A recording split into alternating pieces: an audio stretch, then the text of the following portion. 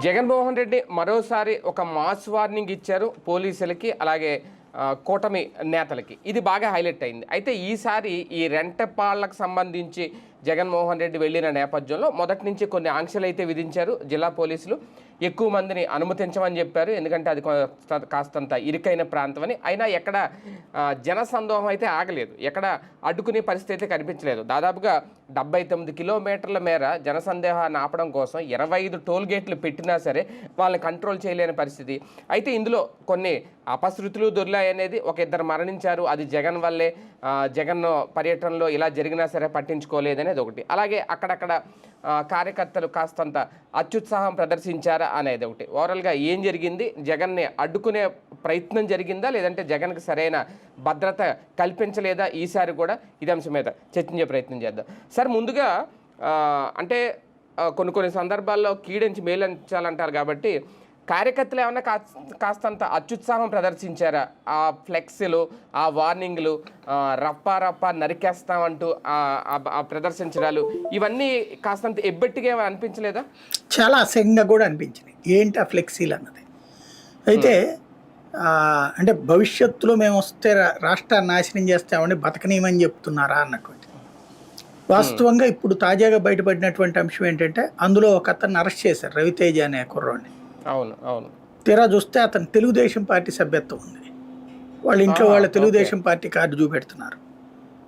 అంటే అబ్బాయికి, అబ్బాయిది తెలుగుదేశం సభ్యత్వం ఉందని ఇప్పుడే చూస్తే వైసీపీ ఎమ్మెల్యే చంద్రశేఖర్ అది ట్వీట్ చేశాడు. ఇట్లా మా దాంట్లోకి పంపించి కుట్ర చేయమంది ఎవరు మీకు అని చెప్పేసి. అదే కదా. ఇప్పుడు ఓవరాల్గా అసలు ఇట్లాంటి ఈ పట్టుకున్నోళ్ళు ఎవరు, అవి ఎక్కడ తయారు చేశారు అంటే, ఎవడో తయారు చేయాలి కదా సంస్థలు. అది దర్యాప్తు చేస్తే అసలు నిజాలు బయటకు వస్తాయి. ఎవడు కూడా అట్లా పట్టుకుని అది వైసీపీ వాడైనా సరే లోపల వేయాల్సింది. నాశనం చేస్తాం, చంపేస్తాం అంటే. ఇప్పుడు వాళ్ళు రెడ్ బుక్ అని ఫోటోలు పెట్టినప్పుడు తప్పు అంటున్నాం కదా. అది వీళ్ళు ఇక్కడ చంపేస్తాం, నరికేస్తాం, రేపొద్దున బతకనివంటే వదిలిపెట్టాలి. అది తప్పే, ఇది తప్పే. ఇక్కడ అట్లాంటి ఇంకొకటి, ఒకవేళ అది తెలుగుదేశం వాళ్ళు కాదు, అది వీళ్ళు చెప్పినట్టు వీళ్ళే అసలు ముందు అట్లాంటి ఫ్లెక్సీని మిగతా వాళ్ళు తన్నాలని. ఏంట్రా నువ్వు అది పెట్టుకునేది, దీని ద్వారా పార్టీని నాశనం చేస్తున్నావా, పార్టీకి మంచి చేయాలనుకున్నా చెడు చేయాలనుకున్నా ఇట్లా ఎవడన్నా ఓటేస్తాడా, మనం జనాల్ని చంపుతామా, ఏం సంకేతం ఇస్తున్నారు నువ్వు అని పక్కనోడు చాచి 4 చెంపదెబ్బలు వేయాలి. వేసి అది తీసి పక్కన వేయాల్సింది. అంత బాధ్యతగా ఉన్నోడు ఎవడు లేడనుకుంటా అక్కడ. లేదా ఎవడికాడు జగన్ అడావిడిలో ఉంటే చేశారా, లేదా వాళ్ళ అడావిడిలో ఉన్నప్పుడు వీళ్ళు పక్కన ఈ ఫ్లెక్సీలు పెట్టారా అని తేలాలి. అవును. కానీ అంటే జగన్కి తెలియకుండా వైసీపీ అక్కడ లోకల్ కార్యకర్తలకి, లోకల్ లీడర్కి తెలియకుండా ఇదంతా జరిగింది అనుకోవాలి. అంత పెద్ద ఫ్లెక్సీ పట్టుకొచ్చారు వాళ్ళు. అదే అంటుంది, ఆ ఫ్లెక్సీ పట్టుకొచ్చింది ఇతను ఆ కార్యకర్త అంటే కనుక కుట్ర జరిగినట్టు అక్కడ. ఖచ్చితంగా వైసీపీని బదనాం చేయడానికి ముందుగా స్కెచ్ చేసినట్టు అవుతుంది. ఒకవేళ అతనికి సంబంధం లేదు అంటే కనుక ఆ పట్టుకున్న అతనిదే వీళ్ళు ఫోటో అది చూపెడుతోంది. ఆ పట్టుకున్న అతన్ని అరెస్ట్ చేశాక అతను తెలుగుదేశం కార్యకర్త అని చెప్పి వాళ్ళ కుటుంబ సభ్యులు ఐడి కార్డు అది పట్టుకురావడంతో ఈ విషయం ఇప్పుడు కొత్తగా మలుపులు తిరిగింది అనమాట. కాబట్టి అతను తెలుగుదేశం కార్యకర్త కాదని తెలుగుదేశం కాసేపట్లో ధృవీకరిస్తుంది. అట్ ద సేమ్ టైం అది వైసీపీ వాళ్ళు అయితే ఖచ్చితంగా వైసీపీ చేసిన తప్పే. అలాగే వైసీపీ అసలు ప్రభుత్వమైనా సరే ఇప్పుడు ప్రభుత్వం మీద నమ్మకం ఉండదు, ఇటు వైసీపీ చెప్పినా నమ్మకం ఉండదు. కాబట్టి ఎవరన్నా తటస్థ మీడియా ఇప్పుడు లేదనుకోండి, కాస్త ఇప్పటికీ ఆ TV9, NTVనే తటస్థ మీడియాగా పనిచేస్తున్నాయి. మిగతా మీడియా అంతా అటు ఇటుగా ఉండిపోయినటువంటి సందర్భం. వాళ్ళ జర్నలిస్టులకి ఇప్పుడు తీరికుందో ఓపిక ఉందో లేదో తెలియదు, వాళ్ళ యాజమాన్యాలకి తీరికుందో ఓపిక ఉందో తెలియదు. ఇట్లాంటి వాటిట్లో ఏం చేయాలి, అసలు అవి ఎక్కడ తయారు చేస్తారు, సమ్ సెంటర్లలో తయారు చేయాలి. ఇది ఫ్లెక్సీలు తయారు చేసే సెంటర్లు ఆ చుట్టుపక్కల ఏరియాలో తయారు చేయాలి. ఇది ఎవడు తయారు చేయించాడు మీ దగ్గర, వాడి పేరు, వాడి డీటెయిల్స్, వాడెవడు అన్నది వెరిఫై చేస్తే అసలు నిజాలు బయటపడతాయి. అది వైసీపీ వాడు అయితే వాళ్ళు వైసీపీ అనే చూపించండి, తెలుగుదేశం అయితే తెలుగుదేశం అని చూపించండి, లేదా గుర్తు తెలియని వ్యక్తులైతే అది పెద్ద కుట్ర అన్నటువంటి తేల్చండి. రెండవది, ఇట్లాంటిది ఇంకొకసారి ఎప్పుడన్నా టూర్లు జరిగినప్పుడన్నా సరే ఇట్లాంటి పనికి మాలిన ఫ్లెక్సీలు ఎవడన్నా పెడితే గనక పట్టుకుంటే చాచి 4 కొట్టి ఆ నెవన్నో బొక్కలో వీళ్ళే దోయిపించండి, అప్పుడు కంట్రోల్ ఉంటుంది. అవును, క్రమశిక్షణ కలిగిన నేతలుగా కూడా రేపు చెప్పుకోవడానికి ఉంటుంది. కానీ ఒకటి సార్, ఓకే, కార్యకర్త ఎవరు ఏంటనే తేలాలి, నిజంగా వైసీపీ కార్యకర్త లేదంటే టీడీపీ కార్యకర్తలు అనే తేలాలి. రెండోది, ఆ మాటలకు కాస్తంత దగ్గరగానే జగన్మోహన్ రెడ్డి వ్యాఖ్యలు కూడా లేవా చాలా వరకు, పోలీసులకు ఇస్తున్న వార్నింగ్లు కానీ ఆయన కూడా ఇంచుమించుగా ఓకే ఇదేదో ఈయన పుష్పాలో డైలాగ్ రాసాడు అనుకోండి ఫ్లెక్సీ మీద, జగన్మోహన్ రెడ్డి గారు కూడా మేము వస్తే ఎవరిని వదిలిపెట్టడం, ఏ పోలీస్ని ఉండమని ఒక మాస్ వార్నింగ్ ఇవ్వడం కొంచెం దగ్గరగా లేదా? అది కూడా అదా లెక్కన ఇంతకుముందు చంద్రబాబు ఇచ్చారు, పవన్ కళ్యాణ్ ఇచ్చారు. పవన్ కళ్యాణ్ అయితే వైసీపీ ఎమ్మెల్యే మంత్రులు గుండా నా కొడకల్లారా రండి అనలేదా? అట్లాగే చంద్రబాబు నాయుడు అంతు చూస్తానని చెప్పలేదా? ఇవన్నీ జరిగిపోయినాయి. ఇప్పుడు ఇవాళ ఆ పదాలు ఇదివరకు సినిమాల్లో చూస్తే డైలాగ్గా ఉంటుంది, బయట మాట్లాడితే దాన్ని తప్పు అంటాం, అంటే వ్యక్తి మాట్లాడితే అది దౌర్జన్యపూరితం అంటాం, లేదంటే గనక అది బెదిరిస్తున్నారంటాం. కానీ రాజకీయాల్లోకి వచ్చేవాడికి ఆ పదం ధైర్యాన్ని ఇవ్వటం, కార్యకర్తలకి బలాన్ని ఇవ్వడం అనేటటువంటి వార్డింగ్ వాళ్ళు ఎలక్షన్స్ ముందు చేశారు. ఇప్పుడు ఈయన ఓడిపోయాక చేస్తున్నాడు, అంతే తేడా. అంటే మాటలతో భరోసా కలిగి ప్రతిపక్షంలో ఎవరున్నా సరే తమ కార్యకర్తలకు భరోసా ఇవ్వాలంటే ఎదురోళ్ళకి వార్నింగ్లు ఇవ్వాలి అన్నటువంటి ఒక ఫెనామినా, ఒక ఫార్ములా బిగిన్ అయిపోయింది. అదే ఇప్పుడు జరుగుతుంది అక్కడ. కానీ ఒకటిసారి పరామర్శలకు వెళ్తుంటేనే ఈ స్థాయిలో జనం రావడం, అందులోకి ఇప్పుడు రెంటపాళ్ళకి సంబంధించి ముందే పోలీసులు ఆంక్షలు పెట్టారు అక్కడ, అలాగే చెక్ పోస్టులు కూడా పెట్టారట. ఎంత భారీగా జనసందోహం తరలి రావడం, మళ్ళీ డౌట్ అదే, తరలిస్తున్నారా నిజంగా తరలి వస్తున్నారా? తరలిస్తుంటే పట్టుకునేవాళ్ళు కదా వీళ్ళు, ఊరుకునేవాళ్ళ. తెలుగుదేశానికి సంబంధించిన సోషల్ మీడియా పోస్టులు, సోషల్ మీడియా వాళ్ళు అందరూ ఊరుకునేవాళ్ళ. మందు పంచుతుంటేనో, డబ్బులు పంచుతుంటేనో, లేకపోతే వెహికల్స్ పెట్టి తీసుకెళ్తుంటేనో హైలైట్ చేసేవాళ్ళు కదా వాళ్ళు. అక్కడ బేసిక్గా ఒకటేమవుతుందంటే, నాకు అన్నిటికంటే నవ్వు వచ్చింది ఏంటంటే, ఇందులో జగన్ ఒక టూర్కి వెళ్ళినప్పుడు ఓ 100 మందో 200 మందో పోలీసులు పెట్టి ఓ మధ్యలో జనాలను అటు ఇటు చీల్చి ఓ తాడు కట్టి రోప్ పార్టీ అంటారు వాళ్ళు బట్టి, ఆ మధ్యలో జగన్ వెహికల్ వెళ్ళేటట్టు ఉండాలా, కాన్వాయ్ వెళ్ళేటట్టు ఉండాలా. స్పాట్కి వెళ్ళాక జగన్ చుట్టూ ఒక రోప్ పార్టీ పెట్టుకుని ఓ 25 మంది 50 మందితో అట్లాగుండి జగన్ మీద పడకుండా చూడాలి. ఇది ఫార్ములా, పోలీసింగ్లో సెక్యూరిటీ ఫార్ములా అది. అసలు పోలీసులు ఉండాల్సింది అది. జగన్ ఇప్పటిదాకా ఎక్కడికి వెళ్తున్నా అది లేదు. అంటే జగన్ ఏదో ఒకటి అవ్వాలని పోలీసులు కోరుకుంటున్నారు, ప్రభుత్వం కోరుకుని పోలీసులతో చేపిస్తోంది. నేను చెప్తున్నా ఇది చాలా ప్రమాదకరమైన పరిస్థితి. ఏదో ఒక రోజున జగన్ శత్రువులో, లేకపోతే జగన్ మీద కుట్ర పన్నినోళ్ళు అతన్ని ఏదో పొడిచారు అనుకుందాం, అతన్ని ఏదో చేశారు అనుకుందాం, జరగకూడదని కోరుకుందాం, జరిగిందనుకోండి, ఎవరి బాధ్యత? వీళ్ళేమో ఆలోచిస్తున్నారు, రాజశేఖర రెడ్డి పోతే పార్టీ అయిపోయింది అనుకున్నారు, అయ్యిందే. ఇప్పుడు జగన్ అయితే ఇంకెవరు ఉండరు కదా అనే ఫీలింగ్తో ఉన్నట్టున్నారు ఇక్కడ, అందుకోసం వదిలేస్తున్నట్టున్నారు. అంటే ఇంత బాధ్యత రహితం ఎట్లా ఉంటుంది నాకు అర్థం కాలేదు. అట్లా లేదు, అక్కడేమో పోలీసులు చాలరా నీకు, ఇక్కడేమో ఇంతమంది పోలీసులు పెడతావా? ఏది ఇన్ని క్యాంపులు, ఇంకోటి చెక్ పోస్టులు. ఒక మనిషి నీకు భారత ప్రజాస్వామ్యమే కదా, మనం ప్రజాస్వామ్యం ప్రకారమే నడుస్తున్నాం కదా, రాజ్యాంగం ప్రకారమే నడుస్తున్నాయి కదా వ్యవస్థలు. ఓ వ్యక్తి ఓ చోటుకి వెళ్తానన్నాడు, అతనికి భద్రత కల్పించాల్సిన బాధ్యత ఎవరిది? వ్యక్తిగా మనస్వేచ్ఛకే భద్రత కల్పించాల్సిన బాధ్యత పోలీసులు. అట్లాంటిది ఒక పార్టీ నాయకుడు, మాజీ ముఖ్యమంత్రి, ఒక పార్టీకి అధినేత, అలాంటి వ్యక్తి వెళ్తున్నప్పుడు వై కేటగిరీ కాదు, అతను జెడ్ కేటగిరీ సెక్యూరిటీ అతను. అలాంటి వ్యక్తి వెళ్తున్నప్పుడు వెళ్ళడానికి వీల్లేదు, అనడానికి వీల్లేదే.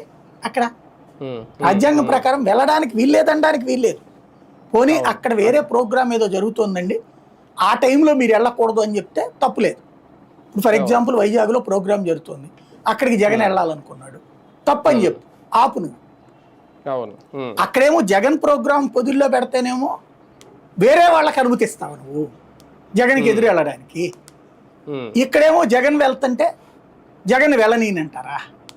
జగన్కి వ్యతిరేకులేమో జగన్ దగ్గరికి వెళ్ళడానికి అనుమతిస్తారు, జగన్ డైరెక్ట్గా వెళ్ళడానికి అనుమతిస్తారు. అదేమంటే ఆ ఊరు చిన్నది, సందు చిన్నది. ఇప్పుడు క్రిందటిసారి ఎలక్షన్స్కు ముందు జగన్ ఉన్నప్పుడే చిన్న సందులో పెట్టుకోలేదు మీటింగ్లు, అవును. ఇంకోటి చిన్న సందు కాబట్టి వెళ్ళడం మానేయాలనా? ఇప్పుడు చంద్రబాబు గారు ఎవరో పేదల ఇళ్ళకి వెళ్తున్నారు.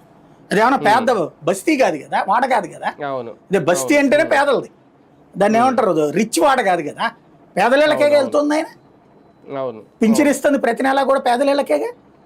అంతే కదా. అది బాగా కంజెస్టెడ్గా కదా ఉండేది. అక్కడ ఏం చేస్తున్నారు మీరు? ఆ ప్లేస్ అంతా క్లియర్ చేసి ఇరుగ్గా ఉండేటటువంటి ప్లేస్ని అక్కడికి వెళ్ళడానికి ఏర్పాటు చేస్తున్నారు కదా. మీ నాయకులు కార్యకర్తలు అందరూ అక్కడికి వెళ్తున్నారుగా, ప్రభుత్వ అధికార యంత్రాంగం అంతా అక్కడికి వెళ్తుందిగా. అప్పుడు జాగ్రత్తగా సెక్యూరిటీ ఏర్పాటు చేస్తున్నారు కదా. ఇక్కడ కూడా ఏర్పాటు చేయడం నీ డ్యూటీ కదా. అది మానేసేసి అక్కడికి వెళ్లకుండా ఇంతమందిని పెట్టాలా? అదే కదా, జగన్కి భద్రత కల్పించడానికి పోలీసులు లేరు, కానీ జగన్ దగ్గరకు వచ్చే జనాన్ని ఆపడానికి భద్రతకే చెక్ పోస్టులకి అయితే పోలీసులు వచ్చారు. అది జనం మాట్లాడుకోరు అని కూడా భ్రమ. ఇప్పుడు ఒకటేంటంటే లాస్ట్ ఏడాది ఏదో జగన్ ఏడిపించారు, అడ్డుకున్నారంటే ఒక అర్థం ఉంది. అప్పుడు మళ్ళీ తేడా వస్తుందని ఇప్పుడు అడ్డేసుకుంటున్నారు అనమాట. అంటే ఏం లేదు ఇక్కడ బేసిక్గా ఇలా అడ్డుకోవడం వెనకాల ఒక వ్యూహం కనబడుతుంది. వందలాది మంది మీద కేసులు పెట్టచ్చు నాయకుల్ని, వీళ్ళందరినీ. ఆ కేసుల ద్వారా వాడు కోర్టుల చుట్టూ తిరుగుతూ ఉంటే ఏం లేదు. గతంలో నేను చెప్పాను కదా, కమ్యూనిస్టులను అడ్డుకోవడానికి రాజశేఖర రెడ్డి అనుసరించిన వ్యూహం, ధర్నాలు, రాస్తారోకోలు వరుసపెట్టి కేసుల మీద కేసులు పెట్టేవాడు. చివరికి కమ్యూనిస్ట్ పార్టీ కార్యాలయంలో పెద్ద గోడ నిండా, అంతకుముందు ఏంటంటే చిన్న బోర్డు ఉండేది, ఈరోజు ఏ కేసు ఏ లాయర్ని సంప్రదించాలి అన్నటువంటి. అట్లాంటిది ఒక గోడంతా పెట్టాల్సి వచ్చింది. రోజు కేసుల్లో కోర్టులకు వెళ్లాల్సి వచ్చేది వాయిదానికి. ఇక దాంతో ఏ ధర్నాలు ఆందోళన చేయడం మానేశారు. ఒకప్పుడు చిన్నది ఏది మన యూజర్ ఛార్జీ వసూలు చేస్తున్నారు, చెత్త కంటే ధర్నా చేసేవాళ్ళు, చెత్త ఎత్తకపోతే ధర్నా చేసేవాళ్ళు, ప్రతిదానికి ధర్నాలు రాస్తారోకోలు చేసి ఆ సబ్ కలెక్టర్ కార్యాలయాలు ముట్టడి ఇట్లాంటివి చేసేవాళ్ళు. ఆ బ్యాచ్ ఇప్పుడున్న సిహెచ్ బాబురావు, కాశీనాథు, తోనేపూడి శంకరు, ఇట్లాంటి బ్యాచ్ అందరూ ఎవరైతే పెద్దవాళ్ళు ఉన్నారో ఇట్లాంటి వాళ్ళు అందరూ ఫుల్ యాక్టివ్ అప్పుడు సిపిఐ సిపిఎం. ఆ తర్వాత నుంచి క్రమంగా చూస్తే ఇప్పుడు వీళ్ళు పెద్దోళ్ళు అయ్యారని అనుకోవాలా, లేకపోతే అసలు ఇవాళ ఓపికే లేదా కార్యకర్తలకి, నాయకులకి. ఇవాళ చూడండి ఎన్ని తేడాలు జరుగుతున్నా, ఏమన్నా యాజిటేషన్ జరుగుతున్నదా? ఇప్పుడు సదరం సర్టిఫికెట్ల గురించినో, లేకపోతే రేషన్ కార్డుల గురించి, లేకపోతే కరెంటు బిల్లుల గురించినో, కరెంటు బిల్లుల కారణంగా పెన్షన్ ఇది ఆగడము, తల్లికి వందనం, ఇట్లాంటి వాటిట్లో ఎదువరకు వీళ్ళు ధర్నాలు చేసేవాళ్ళుగా. ఇప్పుడు అసలు నోరు మీద పట్టలేదు. ఏదో రాఘవులు గారో, లేకపోతే కనుక ఆయన నారాయణ గారో, లేకపోతే శ్రీనివాస్ గారు, ఇలా ఒక స్టేట్మెంట్, పేపర్ స్టేట్మెంట్, లేకపోతే ప్రెస్ మీట్, ఇంతే. ఒకటి ప్రభుత్వంతో కొలైడన్నా అయి ఉండాలి, లేదంటే వీళ్ళకి ఆ కేసుల ఓపిక లేకన్నా అయి ఉండాలి. ఇప్పుడు వీళ్ళకి అట్లా చెయ్యాలని ఇప్పుడు వరుస పెట్టి కేసులు ఉండంటే రేపు కరెక్ట్గా ఎలక్షన్స్ దగ్గరకు వచ్చేటికి వీళ్ళు ప్రచారం చేయడానికి బయటికి తిరగకుండా, అట్లాగే బయట అప్పుడు ఏదో ఒకటి బైండోర్ కేసులు పెట్టి లోపల పెట్టేస్తే ఎవడు లేకుండా ఉంటాడు కదా. ఆ స్ట్రాటజీ అన్న అయి ఉండొచ్చు. సరే, ఒక రకంగా జగన్ వెనక, లేదంటే జగన్ చూడడం కోసం వస్తున్న ఈ జనసందోహం చూస్తే, వాస్తవానికి ఇప్పటికే మొన్న ఈ తల్లికి వందన కార్యక్రమాలన్నీ అద్భుతంగా మేము అమలు చేసామంటున్నారు కాబట్టి సంక్షేమం, ఒక రకంగా జనాదరణ తగ్గాలి, కానీ జనాదరణ పెరుగుతుందా? ఆ విషయంలో చూసుకుంటే ఈ సంక్షేమాలు ఇవన్నీ సక్సెస్ అవుతున్నట్ట, ఆ వైఫల్యం దానికి ఇక్కడ కనిపిస్తుందా? ఇక్కడ సింపుల్ లాజిక్ ఏంటంటే, వీళ్ళు ఇంతగా అడ్డుకోకపోతే ఓ 10-15 వేలు వచ్చేవాళ్ళు నాకు తెలిసి. అది కూడా ఎక్కువే కదా. 10-15 వేలు సహజంగా వస్తారు జగన్కి. ఎందుకంటే ఎస్సీ ఎస్టీ బీసీ మైనార్టీల్లో, బీసీల్లో తక్కువ ఉంది కానీ మైనార్టీల్లో బాగా ఉంది అతనికి. దాంతోపాటు బీసీల్లో కూడా దాంతో పోలిస్తే ఎక్కువ అవుతుంది. అంటే అనుమతిని లెక్క తీసేయండి, అది పోలీసుల అమాయకత్వం. కానీ 100 మంది అనుమతి ఇవ్వడం చిన్నపిల్లల చేష్టలది, అంత మించి ఏం లేదు. అది ప్రభుత్వం చెప్పింది, వీళ్ళు చేశారు. కానీ 100 మందికి అనుమతి ఇచ్చేది ఏంటి చండాలంగా, అమాయకత్వం కదా అది. ఇప్పుడు పవన్ కళ్యాణ్ వెళ్తున్నప్పుడు నువ్వు ఎంతమంది ఉండు అని చెప్తే బాగుంటుంది అతనికి. అట్లాగే లేకపోతే చంద్రబాబు వెళ్తాడు, మీరు 5గురిని తీసుకుని వెళ్ళండి అని చెప్తారు, లేకపోతే మంత్రులు వెళ్తారు, ఎమ్మెల్యేలు వెళ్తారు, వాళ్ళందరికీ ఎంతమంది వెళ్ళాలన్నది ఏమన్నా చెప్తున్నారు లెక్క. వాళ్ళకి ఎవరికి లేదు, ప్రతిపక్ష నాయుడికి ఎందుకు ఉంటుంది? పోనీ అక్కడ ఏ పరీక్షలో జరుగుతున్నాయా, లేకపోతే అక్కడ ఏదో ఆధ్యాత్మిక కార్యక్రమం ఏదో జరుగుతుంది, ఏ దీపోత్సవం లాంటిదో, మీరు అందరూ వెళ్తే అదంతా నాశనం అవుతుంది కాబట్టి అంటే ఒక అర్థం ఉంది దానికి. ఏమీ లేదు కదా అక్కడ. నువ్వు వెళ్ళేసి వద్దని చెప్పడం అంటే అది ప్రభుత్వ పొత్తుడు అనేది జనానికి అర్థమవుతుంది. నువ్వు ఆపాడు కాబట్టి కసి కొద్దీ ఎక్కువ మంది వచ్చారు. 7.5 గంటలు టైం పట్టిందంటే ఏంటిది? నేను ఆశ్చర్యపోయా. ఏదో వెళ్ళాడంటే 1 గంటన్నర మధ్యాహ్నానికల్లా వచ్చేసి పడుకుంటాడేమో అనుకున్నా. స్క్రీన్ కట్ చేస్తే వెళ్ళడానికే మధ్యాహ్నం 4:30 అయిపోయిందంటే ఇక అసలు ఏంటది అంత గందరగోళంగా? దానికి కారణం ఒకటి. రెండవది ఏంటంటే వీళ్ళు ఆలోచించుకోవాల్సినటువంటిది, అంతమంది జనం వస్తున్న కారణాల్లో ఒకటి ఇది ఆస్పెక్ట్ అడ్డుకున్నారు కాబట్టి. రెండవది వచ్చేటప్పటికి ఇప్పుడుకి ఏడాది తర్వాత ఒక డబ్బులు పడ్డాయి, సంతోషం ఖచ్చితంగా. అందులో మళ్ళీ కొర్రీసు మెయిన్ అది.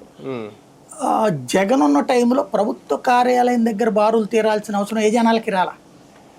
అయితే గీతే సచివాలయం దగ్గరికి వెళ్తే కూడా బారులు తీరే అంత లేదు జనం అప్పుడు. ఏ ఆధార్లు అప్డేట్ లాంటప్పుడు కాస్త వెళ్ళారు ముందు కేవైసీ సబ్మిట్ చేయమనేవారు. అట్లాంటప్పుడు తర్వాత అదే వాలంటీర్ వ్యవస్థ వచ్చాక అసలు మళ్ళీ ప్రభుత్వ కార్యాలయం మొహం చూడలే గత 5 ఏళ్లలో. ఇప్పుడు ప్రభుత్వ కార్యాలయాల చుట్టూ వెళ్ళి ఆ రేషన్ కార్డులో పేర్లు జాయినింగ్ కోసం, పేర్లు తీపిచ్చుకోవడం కోసం, కొత్త రేషన్ కార్డుల కోసం అన్నిటికీ ప్రభుత్వ కార్యాలయాల దగ్గర తిరగాల్సి వస్తుంది. సమాధానం చెప్పేవాడు ఉండడు, చేసేవాడు ఎవడో తెలియదు, ఏం జరుగుతుందో తెలియదు. అదొక ఎత్తు. రెండవది వచ్చేటప్పటికి ఈ ఇది కరెంటు 300 దాటిందన్న కారణంగా ఆపేసారు. అది సగటు తీసుకోమని జనం అడుగుతారు. సగటు తీసుకోవడానికి మీరు ఏడాది పట్టరమ్మంటున్నారు. అంటే ఒక నెల 50 గాలి ఉంటుంది, ఒక నెల ఇప్పుడు 400 గాలి ఉంటుంది ఎండాకాలం. దాన్ని చూపెట్టి ఇప్పుడు ఎట్ట తీసేస్తారు మీరు అనేది వీళ్ళు అనేది. అంటే మొన్న ఇప్పుడు ఈ పథకం ఇచ్చే ముందు అయితే ఎండాకాలం కదా, దానివల్ల 300 కంటే ఎక్కువే కాలు ఉంటుంది. దాంతోపాటు అంటే మరి ఎలా జరిగిందో తెలియదు, యాదృచ్ఛికంగా జరిగిందో కావాలని చేశారో తెలియదు, కానీ ఈ పథకం ఇచ్చే ముందు వరుసగా 4-5 నెలలు అందరికీ కరెంట్ బిల్లు ఎక్కువ వచ్చింది సార్. దానికి అప్పుడెప్పుడో మీరు కట్టలేని, అప్పుడు వేయలేని ఛార్జీలు ఇప్పుడు వేసామన్నారు. అది యూనిట్ల రూపంలో పెంచారట చాలా వరకు అందరికీ కూడా. అట్లా పెంచుతారు. ఇప్పుడు ఇంతకు ముందుది కట్టకపోతే ఆ ఏసీడీ ఛార్జీలు అని అట్లాంటి ఏయో పేర్లు ఉన్నాయి కదా, అవి పెట్టాలి. కానీ యూనిట్లు ఎట్లా పెంచుతారు? యూనిట్ అనేది నీ వాడకాన్ని బట్టినే నడపాలి. అంటే దాన్నే సర్దుబాటు ఛార్జీలు అన్నారు. అందుకే సర్దుబాటు అనేది విడిగా ఉండాలి, యూనిట్ల రూపంలో ఉండకూడదు. సర్దుబాటు ఛార్జీ అనేది ఏంటంటే, లాస్ట్ ఇయర్ మేము 3 రూపాయలకే కరెంటు ఇచ్చాము, కానీ మేము ఫైనల్గా వచ్చేటప్పటికి కొన్ని చోట్ల 5 రూపాయలకు, కొన్ని చోట్ల 9 కొనాల్సి వచ్చింది. కాబట్టి ఎక్కువ రేటు కొనాల్సి వచ్చింది. ఆ కొనడం వల్ల ఎక్కువ అయింది కాబట్టి ఆ ఖర్చును మీకు సర్దుబాటు చేస్తున్నాం. ఇంతకుముందు మీరు 100 యూనిట్లకు కాలినప్పుడు అది సగటున లెక్కేస్తే మీరు 3 రూపాయలు కడితే ఇప్పుడు 5 రూపాయలు కట్టండి అని చెప్పేది సర్దుబాటు ఛార్జీ అంటే. అంతే తప్పించి యూనిట్లు పెంచడం కాదు, యూనిట్కి రేటు పెంచడం. అది యూనిట్లు పెంచారు అంటే వాడకం నువ్వు చేసావని, అది మిషన్లో అన్న లోపం ఉండాలి, లేకపోతే వీళ్ళ దగ్గర లోపం ఉండాలి. లేదా ఎండాకాలం కాబట్టి ఈ 3 నెలల్లో అది పెట్టుకుని పెడితే ఇది ఏడాది సగటును తీసుకుంటారా? అసలు ఎవరు జవాబుదారి? ఇక్కడ సమస్య ఏంటంటే, ఇదివరకు అడగడానికి వాలంటీర్ ఉన్నాడు, లేకపోతే నిలదీయడానికి సచివాలయం సిబ్బంది ఉన్నారు. ఇప్పుడు ఆ ఎంఆర్ఓ ఏరియాల దగ్గరికి పోతే ఈ సర్టిఫికేట్ ఏమంటారు, ఇది ఇస్తున్నారు. ఎవడు సమాధానం అక్కడ? వెంటనే డబ్బులు పడతాయని ఏంటి సెక్యూరిటీ, ఏంటి గ్యారంటీ? పడ్డోళ్ళకి సంతోషం, పడనటువంటి వాళ్ళకి ఇది పెద్ద నరకం. అంతే. అలాంటి వాళ్ళు అది చర్చ జరుగుతుంది. నేను ఇంతకుముందు కూడా చెప్పా, నువ్వు ఇస్తే నీకు ఎగబడి ఓటు వేయకపోవచ్చు, ఒకసారి నోటి దగ్గరకు వచ్చిన ముద్ద తీసేస్తే కష్టం. ఇప్పుడు ప్రభుత్వ ఉద్యోగులకి జగన్ ఏమి వాళ్ళ డబ్బులే లాక్కోలా, ఇంకా అంతకు ముందు ఉన్న దానికన్నా మధ్యంతర వృత్తి పెంచాడు. అప్పుడు 15% 20% చంద్రబాబు గారు ఇస్తానంటే పిఆర్సీ, జగన్ నేను వస్తే 27 ఇస్తానన్నాడు. తను రాగానే 27 ఇచ్చాడు. కానీ తర్వాత పిఆర్సీ ఓకే చేసేటప్పుడు 23కే ఓకే చేశాడు. ఆ దాంట్లో 4 రూపాయలు వెనక్కి ఇమ్మన్నాడు. అది ఉద్యోగులకు కోపం వచ్చినే జగన్ ఓటమిలో కీలక పాత్ర పోషించారు. మరి అట్లాంటిది ఇప్పుడు ఇది ఎట్లాగా నోటికి వచ్చిన ముద్దను తీసేశారు సంక్షేమ పథకం మొన్నటిదాకా. వాళ్ళలో వచ్చే అసంతృప్తి, దాంతో పాటుగా ఇప్పుడు ఆ పిల్లలు ఉన్న వాళ్ళకి వచ్చినాయి, డిగ్రీకి వెళ్ళిపోయిన పిల్లలు, ఇంటర్ సెకండ్ ఇయర్ ఆ పైన చదువుతున్న పిల్లలు, వాళ్ళందరికీ లేదు కదా ఫీజు రియంబర్స్మెంట్. లాస్ట్ ఇయర్ జరగలేదు కదా, ఈ ఏడాది కూడా ఏంటో గ్యారంటీ చెప్పట్లేదుగా. కాలేజీలకు వెళ్తున్నారు అనుకోండి, ఫీజు రియంబర్స్మెంట్తో నాకు సంబంధం లే, మీరు కట్టండి, తర్వాత మీరు తీసుకోండి, అవసరమైతే వస్తాయి డబ్బులు వచ్చాక మీరు తీసుకుందరు, కానీ ముందు మీరు కట్టండి అంటున్నారు. ఫీజు రియంబర్స్మెంట్తో అంటే ఇక కొన్ని కాలేజీలు ఏవైతే పెద్దగా విద్య లేనటువంటి ఇట్లాంటి వాటి మీదనే బతుకుతున్న కాలేజీలు ఏవైతే ఉన్నాయో అక్కడ మాత్రమే అడ్మిషన్లు దొరుకుతున్నాయి. అది గవర్నమెంట్ కాలేజీలకు ఎక్కువ, ప్రైవేట్ కాలేజీలకు తక్కువ. అట్లాంటి సిచ్యుయేషన్స్ ఉన్నాయి. దాంతో సమస్య ఎదురవుతోంది ఇక్కడ. అందువలన జనం ఎగబడి వస్తున్నారు. ఇంకోటి రైతులు, ఎస్పెషల్లీ ఇదంతా ఈ రైతులకి నేను ఇంతకుముందు కూడా చెప్పా, చంద్రబాబు తప్పేమన్నది అందులో. క్రిందటి ఏడాది 25,000 వచ్చింది, ఏడాది 15,000 వచ్చింది. మద్దతు ధర కంటే ఎక్కువే అది, కానీ మద్దతు ధరకి దగ్గరన్నా అయి ఉంటుంది. కానీ వాళ్ళకేం ఫీలింగ్ ఉంటుంది, లాస్ట్ ఇయర్ అంత వచ్చింది, ఇయర్ తక్కువ వచ్చింది, అవును. ఇదే ఫీలింగ్ ఉంటుంది సహజంగా. కాబట్టి ఆ అసంతృప్తితో ఉండేటటువంటి వాళ్ళు కూడా ఉండొచ్చును. ఇంకోటి పల్లెటూళ్ళలో సహజంగా ఎట్లా ఉంటుందంటే 10 మంది అటు పోతున్నారంటే ఏదో చూసొద్దాం పా అనేసి ఆడికి వెళ్ళి నుంచుంటారు. వాళ్ళందరూ కార్యకర్తలు ఎవరు, అభిమానులు కూడా గారు. చూద్దాం ఏందో జగన్కి ఎట్టొస్తున్నాడో చూద్దాం. పల్లెటూళ్ళలో అదొక ఫీలింగ్ ఉంటుంది. తెలుగుదేశం జనసేన వాళ్ళు కూడా ఎట్టున్నారు, ఆడికి జనం వచ్చారు లేదు చూద్దాం పా, లేకపోతే వీళ్ళు రేపు పొద్దున్న డబ్బాలు కొడతారు అని చెప్పేసి వీళ్ళు చూద్దామని వచ్చి అక్కడ వీళ్ళ సంఖ్య కూడా పెరుగుతుంది. పల్లెటూళ్ళలో సహజసిద్ధమైన లక్షణం అది. వాళ్ళందరూ వచ్చిన వాళ్ళందరూ చూస్తానికి వచ్చిన వాళ్ళందరూ ఈయన కోట్లేస్తారని కూడా ఉండదు అక్కడ. కాబట్టి అన్ని రకాలు ఉంటాయి అక్కడ. సార్, ఒక రకంగా ఈ అరెస్టులు ఇవి కూడా ఏమన్నా సానుభూతిని తెచ్చిపెడుతున్నాయి వైసీపీకి? దానివల్ల కూడా జనాదరణ ఏమైనా పెరుగుతుందా జగన్కి? సానుభూతానని నేను భయాన్ని పుట్టించడం మూలంగా జనానికి జగన్కి ఆదరణ ఆ విధంగా పెరుగుతుంది. ఎందుకంటే భయంతో అయితే బయటికి రాకూడదేమో, భయం కారణంగా బయటకు వస్తున్నారు. ఎందుకంటే ఇంట్లో ఉంటే భయపెడుతున్నారు వీళ్ళని. ఇప్పుడు గతంలో వైసీపీలో పనిచేశాడు లేకపోతే వైసీపీకి అభిమానిగా ఉన్నాడు అన్న కారణంగా ఇప్పుడు కేసులు పెడుతుండే. కాబట్టి ఎట్లాగో నువ్వు ఇంట్లో శాంతం కూర్చుని ఉంటే కేసు ఎట్టాగు తప్పదు. అదే జగన్ వెనకాల తిరిగితే వాళ్ళ కార్యకర్తల నాయకుల వెనకాల తిరిగితే రేపు కనీసం ఆ కోర్టు ఖర్చులు చూసుకోవడం, లాయర్లను చూడడం ఏదో ఒకటి చేస్తారు కదా. అదే సైలెంట్గా తీసుకెళ్తే ఎవడు పట్టించుకునేవాడు కూడా ఉండడు. వీళ్ళే కోర్టుల చుట్టూ తిరగాల, జైలు చుట్టూ తిరగాలి. చెప్పాను కదా, జగన్కి 6 నెలల ముందు నుంచి చాలా మంది దూరం అయ్యారు. కేడరు నాయకులు, ఒకటి డబ్బులు తిన్నవ్వలేదని నాయకులు, మాకు సరైన గౌరవం ఇవ్వలేదని కేడరు.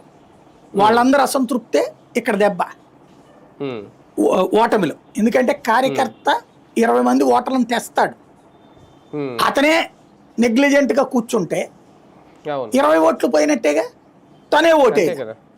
ప్లస్ నాయకుడు ఇట్లాంటి వాళ్ళని కోఆర్డినేట్ చేసుకోకుండా తను కూడా అలిగి పక్కకి పోయి కూర్చుంటే ఇంకేముంటుంది. చివరికి కొన్ని చోట్ల నాయకులు ఫిక్స్ చేసినటువంటి ఏజెంట్ల కంటే డబ్బులు ఇచ్చారట, 500, 1000. అంటే అది మామూలుగా ఇస్తారు తినటానికని ఖర్చులకని. అట్లా కాకుండా డబ్బులు ఇచ్చి ప్రైవేట్ వాళ్ళని పెట్టారట ఎమ్మెల్యే క్యాండిడేట్. ఏది ఏజెంట్లుగా, కౌంటింగ్ ఏజెంట్లు కానీ పోలింగ్ ఏజెంట్లు కానీ. అలాంటి వాళ్ళు అందరూ ఈడిచ్చి 500, 1000 రూపాయలు అని చెప్పి అవతల వాళ్ళు వాళ్ళకి 5000, 10,000 ఇచ్చారట. ఇస్తే ఆ టైంలో కళ్ళు ముసుగు కూర్చున్న వాళ్ళు పక్కకి వెళ్ళిపోయిన వాళ్ళు ఉన్నారట. దానివల్ల కూడా రిజల్ట్లో ఇంత దారుణమైన, అంటే 20,000, 30,000 ఎందుకు వచ్చినాయి అంటే ఆ చివరిలో అవతలకి వెళ్ళిపోవడం వల్ల జరిగినాయి అట. అలాంటి సిచ్యుయేషన్స్ చేసిన వాళ్ళందరూ వాళ్ళు ఏమనుకున్నారు, అంటే తమని నెగ్లిజెంట్ చేసినటువంటి జగన్కి బుద్ధి రావాలనుకున్నారు. కానీ వీళ్ళందరికీ ఇప్పుడు బుద్ధి అయిపోయింది, జగన్ని వదిలి మనం తప్పు చేసామనేది. అందుకని ఇప్పుడు వాళ్ళందరూ కూడా తప్పనిసరి పరిస్థితుల్లో రోడ్డు ఎక్కుతున్నట్టు కనబడుతుంది. అదే ఎన్నికలకు ముందు దూరమైన వాళ్ళు చాలా త్వరగా మళ్ళీ దగ్గర అయిపోతున్నారు జగన్కి. అదే సార్, భవిష్యత్తులో కూడా ఇలాంటి పరామర్శలకు ఇంకా సీరియస్ సాంక్షన్లు ఏమైనా విధించే అవకాశం ఉంటుందా పోలీసులు కానీ ప్రభుత్వం కానీ? మేబీ నెక్స్ట్ పర్మిషన్స్ ఇవ్వము అని రాసి ఇచ్చేస్తారు, అప్పుడు కోర్టుకి వెళ్తారు. జగన్నే రానివరా బయట? అంటే జగన్ ఏదన్నా పరామర్శకి వెళ్తుంటే పర్మిషన్ ఇవ్వట్లేదు, ఇదిగో పొదుల్లో ఎట్టా జరిగింది, సత్తెనపల్లి ఎట్టా జరిగిందని 2 FIR కాపీలు, ఈ వీడియోస్ ఇవి చూపెడతారు కోర్టుకి. కోర్టు అప్పుడు అన్నప్పుడు లేదు మేము మాకేం సంబంధం లేదు, అది మామూలుగా ఎవరో చేసేటటువంటిది, అంటే ఇట్లాంటివి జరగకుండా చూసుకోండి అని చెప్పి మీరు ఎంతమంది వెళ్తున్నారో ఈ లెక్క చెప్పండి. ఇప్పుడు అమరావతి వాళ్ళు ఏం చెప్పారు, పర్మిషన్ ఎంతమంది, ఆధార్ కార్డులు ఇవ్వండి, ఇట్లా లెక్క చెప్పారు కదా, అట్లాంటిది ఇవ్వమంటారు. అయితే అప్పుడు మళ్ళీ వీళ్ళు ఇట్లా జనం చూడ్డానికి వచ్చిన వాళ్ళు అంటారు. అప్పుడు అమరావతి దానికి కూడా అట్లాగే జరిగింది. అయితే చూడ్డానికి వచ్చిన వాళ్ళు అటు ఇటు ఉండొచ్చు, వెనకాల వెళ్ళకూడదు అంది కోర్టు, గుర్తుంది కదా. అప్పుడు అట్లాగే వస్తాయి రేపు పొద్దున్న తీర్పులు. ఆ తీర్పులనే వీళ్ళు ఇక్కడ కోర్టు చేస్తారు. తద్వారా జగన్ వెనకాల వెళ్లకుండా అడ్డుపడే ప్రయత్నం చేస్తారు.